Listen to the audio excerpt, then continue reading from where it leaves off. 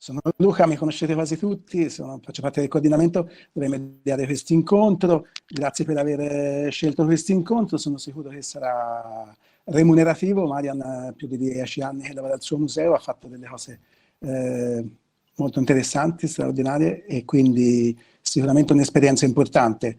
Allora, la prima domanda che le vorrei fare, stamattina ho rivisitato il tuo museo, molto affascinante, un'abbazia medievale, collezione di arte antica, piena di oggetti storici, eppure l'esperienza che propongono ai visitatori è un'esperienza orientata verso il presente, verso il loro presente, anzi in qualche maniera verso il futuro, stavi dicendo nel tuo intervento precedente.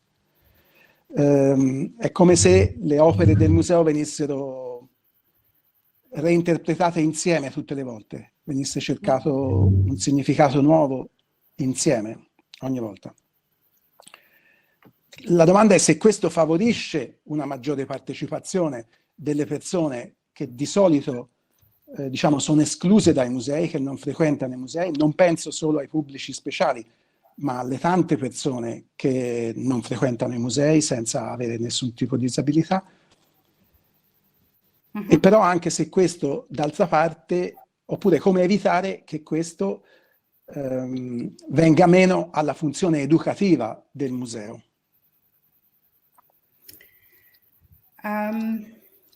I'm not sure if I understood everything, but I think I'll got it more or less. Fine. Our museum is a regional museum. We have a local function. And we have a collection which is both historical, cultural, and art. And the people who visit us are not necessarily interested in history. Actually, a lot of people are not necessarily interested in history. So I am an historian. I think it is really important to know where you come from, to understand the times we are living in, and to be able to see towards the future. So if we want to interest people in the past, we decided we have to start in the present, to things that they can relate to. The things that they find interesting. For example, we have a beautiful collection, really interesting collection of medieval badges. Those badges are small, tiny, gray, and people don't think them interesting until you compare them with emoticons. And you see that we are communicating in the same way as people did in medieval times. They communicated also with icons. And we have lost the ability to translate these medieval badges. And if we look at today, I am very often not able to decipher the messages I receive from my children. They send me a lot of emoticons and I think, okay, what are you asking me? What are you telling me? So as soon as you understand that, things in the past become relevant and interesting. And also artists can help us unlock the past and look toward the future. So we want to connect people with the past of our collections, to know where we're coming from, to understand what the world of today is, and be able to look towards the future. And it is not something that we do alone. We always ask collaborators to help us to do this. And we also ask the public to join us. It's not a passive action. the way we present things, we invite you to use your own memories, your own experiences when you look at things, and then they become important to you because they help you to reconnect with something in your past, or something that you want, or something that you wish for. So objects for us always are a means to another goal. Is that answering your question, Luca? Ci sono altre domande da... Oh, guarda ora. Ci sono altre domande da qualcuno? Elena, Carolina, Irene.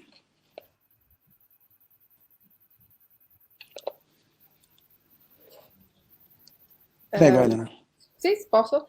Mi piacerebbe conoscere come avete affrontato il dialogo con il vostro pubblico e in questi 2 ultimi anni così particolari con il discorso della pandemia.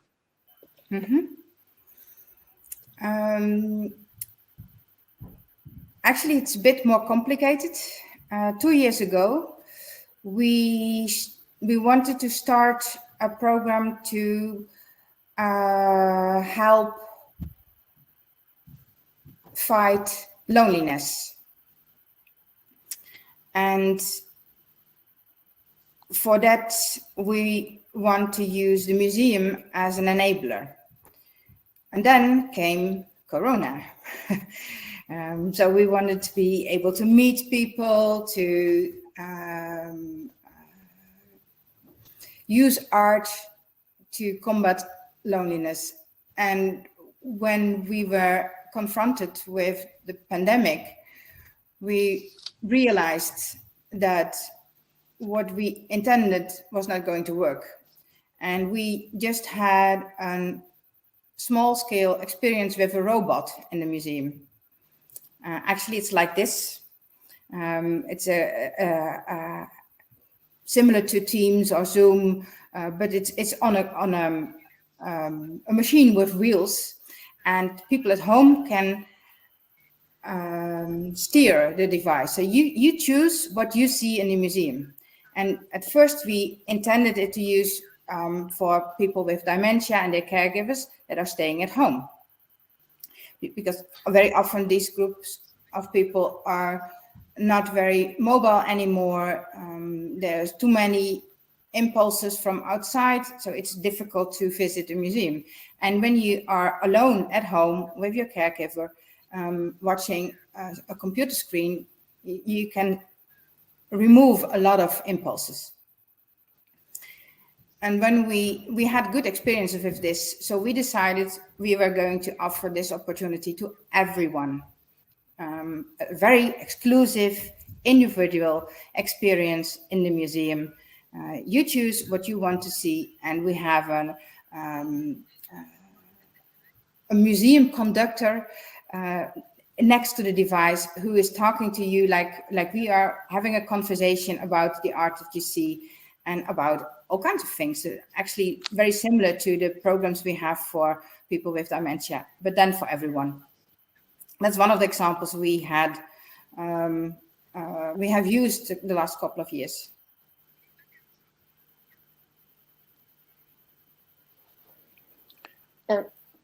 I made another question, if you don't mind.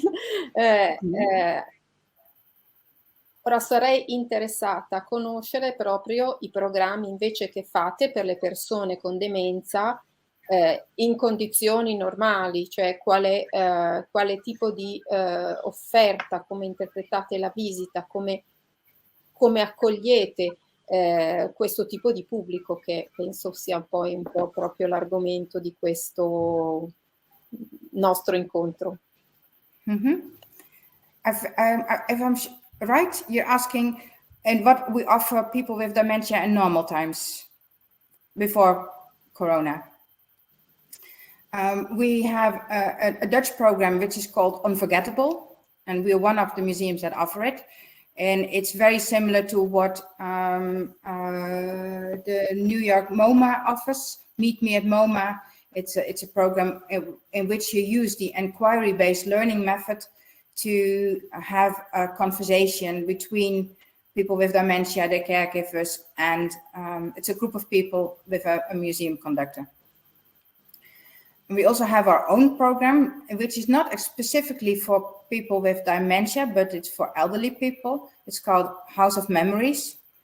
And in this program, we connect students with people who are living in a care home, and they meet in the museum in couples of 2 or 4, and they move through the museum, and the collection is a kind of moderator. So, for example, we have a great collection of tapestries. These tapestries depict fighting scenes on sea between the Spanish and the Dutch.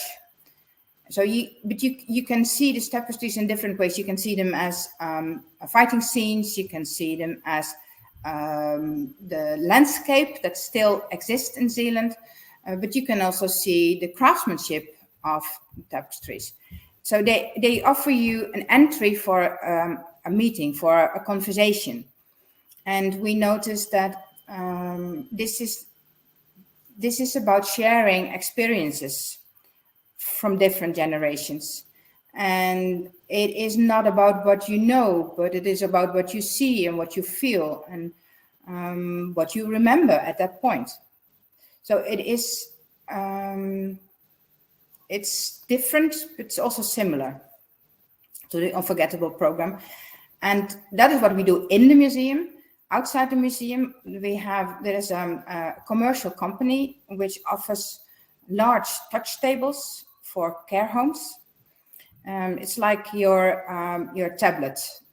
It's a touch screen. And on this touch screen, they offer different programs. And 5 of our 13 Unforgettable museums have joined this table. So we offer approximately 10 objects that you can see as a picture on this large screen.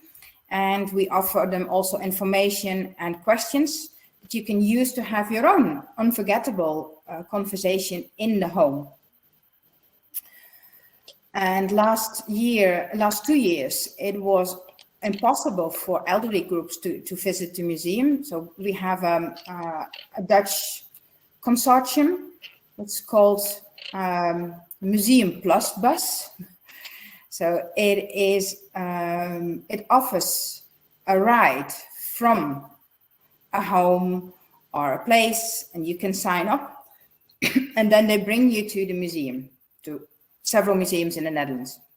But since no one could come, we turned it around and we made replicas of objects from all participating museums, and we made a traveling exhibition from passing all these homes that participate in the program, in which we actually did the same thing. We offered the objects, we offered the questions and the knowledge, and so you can have in the bubble of the house a conversation about art, about memory, about things that happens to you in the past, but also things that happen to you now. Is that answering your question? Someone else has a question for Marjan. I think the last one. We have to go back quickly to the main session. Okay, Irene. Italiano o in inglese? As you prefer. If you talk slowly, I might understand. Ok. La mia è una domanda pratica. Quante attività fate proprio durante la settimana? Tipo, quante attività fate per le persone con demenza? E quante persone lavorano nel programma? The last one is really simple.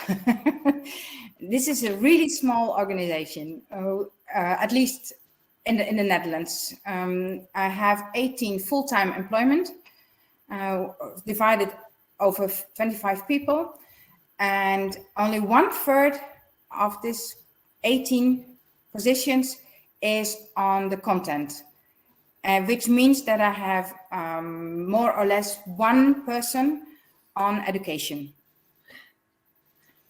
And we use a lot of we use freelancers for our programs. We hire them for activities. So if you're asking how many activities we have for people with dementia, we have the Unforgettable program is open to everyone who registers. It's once a month on a regular basis. But anyone else who wants to organize a tour is free to do that at any moment. So it is different throughout the year. Sometimes we have 3 applications in 1 week, and sometimes we have only the one unforgettable, the one monthly unforgettable activity. House of Memories is a program that we do together with a company specialized in care and a school. And that is also once a month meeting. And also there we have the opportunity that people can ask for a tour themselves. And it also depends on who applies for a tour. Okay. E le persone vengono per Unforgettable, vengono dalle famiglie o dalle strutture, nursing home? Both. Okay. Thank you, Marjan. They're waiting for you on the stage. Okay. So I have to go back to StreamYard. Let's go. Fine. We'll see you on the stage. Thank you so much. Okay, see you. Grazie Carolina, grazie Elena, grazie Irene. Ciao ciao. Ciao Luca, grazie a voi. Ciao.